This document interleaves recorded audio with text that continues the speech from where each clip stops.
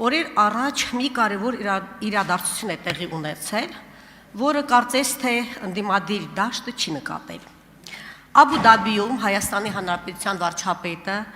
եւ Ադրբեջանի նախագահ ստացել են Զայեդ մարդկային եղբայրության մրցանակը։ Շնորհավորում եմ ձեզ։ Շնորհավորում եմ նաեւ ձեզ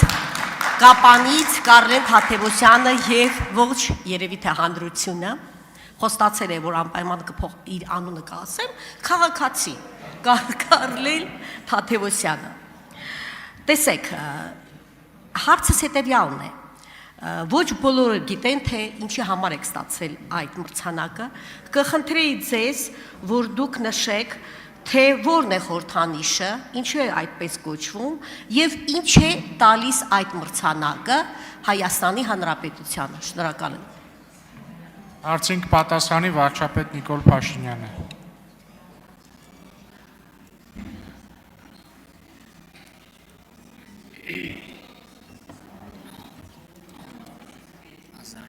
Շնորհակալ եմ Տիկին Ղազարյան հարցի համար։ Զայեդ մարդկային եղբայրության մրցանակը հիմնադրվել է Հռոմի Պապ Երջանկայի Շատակ Ֆրանցիսկոսի եւ Ալ-Ազարի մեծ իմամի կողմից եւ կրում է Արաբական Միացյալ Էմիրությունների հիմնադիր նախագահի անունը, ազգանունը եւ արդեն անունը ասում է թե ինչի համար է, բնականաբար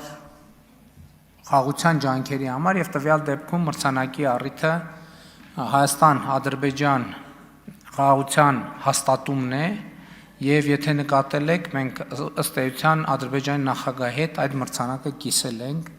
2025 թվականի համար, որը ակնհայտորեն պարզ է, որ կապված է խաղաղության գործընթացի հետ։ Ինչը տալիս Հայաստանին, ոչ միայն Հայաստանին, քանի որ ոչ միայն Հայաստանն է ստացել մրցանակը, ես ինչպես այնտեղ առիթ ունեցել եմ իմ ելույթում նշելու, այն որ եւ Հայաստանի եւ Ադրբեջանի ղեկավարները ընդունել են այդ մրցանակը, գնացել են այդ միջազգային հեղինակավոր լսարանի առաջ ստացել են այդ մրցանակը, դա նշանակում է երկու կողմերը եւս մեկ անգամ բարձրագույն մակարդակով արձանագրում են, որ Հայաստանի եւ Ադրբեջանի միջև հաստատված է խաղաղություն։ Իհարկե ելի եմ ասում, ինչպես ասել եմ 2025 թվականի օգոստոսի 18-ին իմ ուղերձում խաղաղությունը միշտ ունի խնամքի կարիք։ Այսօրվա մեր խաղաղությունն էլ ունի խնամքի կարիք եւ դա տեսանելիությունը բարձրացնում է Հայաստանի Հանրապետության մեր եւ Ադրբեջանի միջև խաղաղության տեսանելիությունն է բարձրացնում, մեծացնում է հետաքրքրությունը, բարելավում է ներդրումային միջավայրը եւ ընդհանրապես պոզիտիվ մթնոլորտ է ստեղծում մեր երկրի շուրջ, կարծում եմ եւ շատ պատվաբեր է եւ շատ շնորհակալ եմ նաեւ գնահատող հանձնաժողովի անդամներին